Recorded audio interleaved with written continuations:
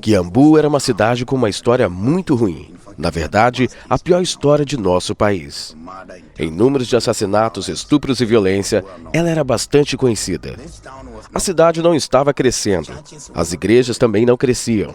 Por causa da má reputação da cidade, ninguém queria se mudar para lá.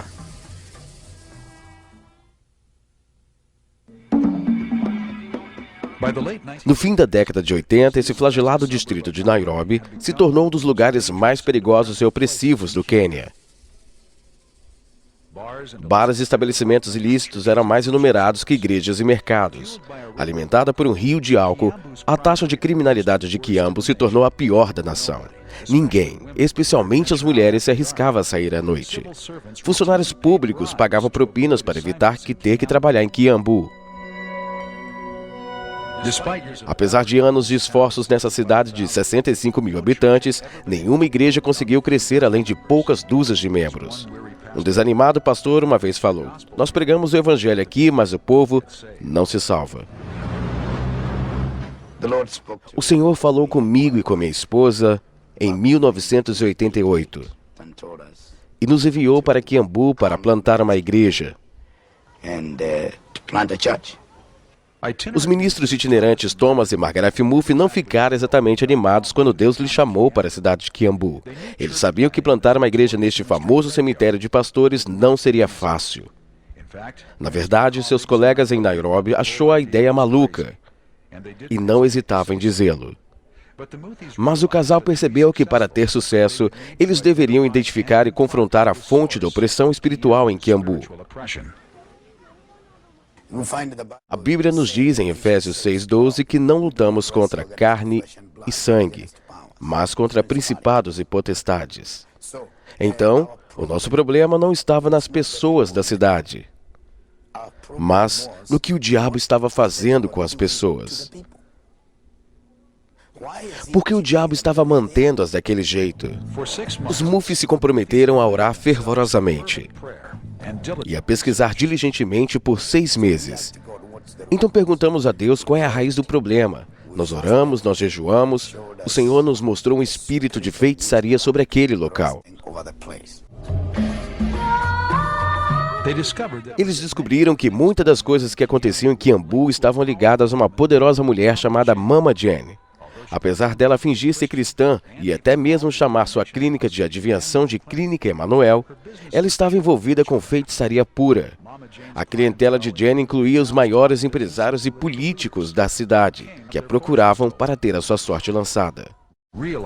Percebendo que Kiambu estava sob as garras poderosas, os Muffs começaram a buscar mais a Deus. Ao fim dos 6 meses, em nossos espíritos, estava a confiança de que o poder espiritual sobre a cidade tinha sido quebrado.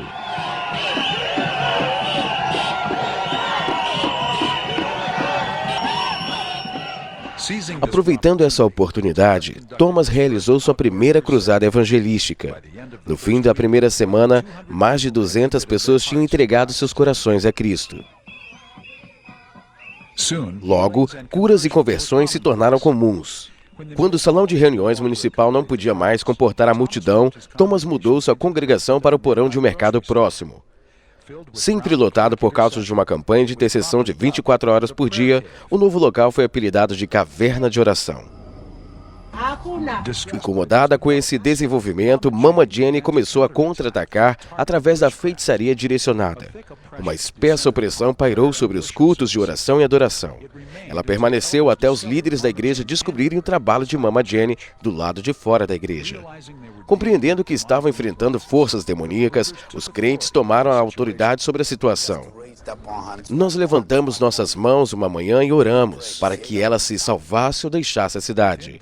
Em poucos dias, Mama Jenny tinha perdido seu poder. Semanas depois, ela juntou suas coisas e deixou a cidade.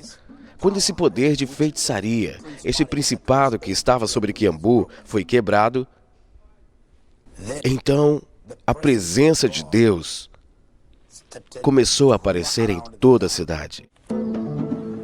Toda a atmosfera mudou. De um lugar onde as pessoas tinham medo de sair na rua à noite, Kiambu se transformou nos lugares com a menor taxa de crime do país. Os bares foram fechados e se tornaram igrejas. A cidade floresceu. Nós presenciamos a mudança. E com a presença de Deus, é claro, ainda muitas mudanças virão. Benignidade, prosperidade. Isto é o que vemos hoje. Agora que Kiambu tem uma boa reputação, pessoas de Nairobi estão se mudando para lá. A população já cresceu 30%.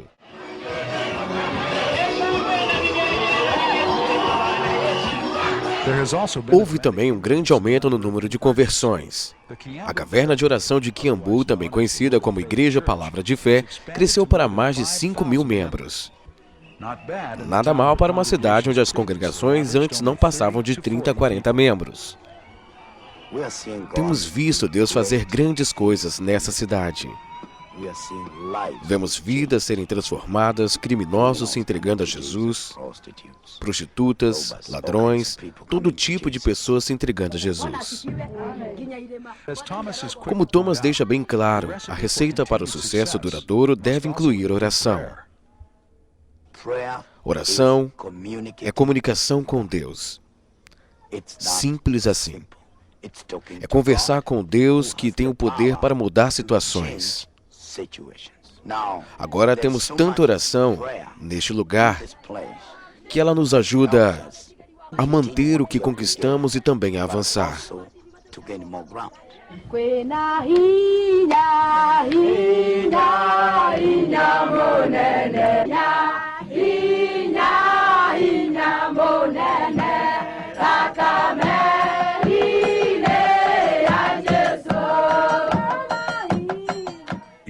A cada dia, mais de 400 intercessores se reúnem para orar. A rotina começa às 6 da manhã. Eles a chamam de glória matinal. Ela é complementada com as noites de vigília na sexta-feira e reuniões de quarta-feira chamada Operação Tempestade de Oração. A oração gera um poder que considero extraordinário. É um poder que transforma. Tenho visto transformando essa cidade. Se Deus pode fazer isto em Kiambu, Ele pode fazer isto em qualquer lugar do mundo.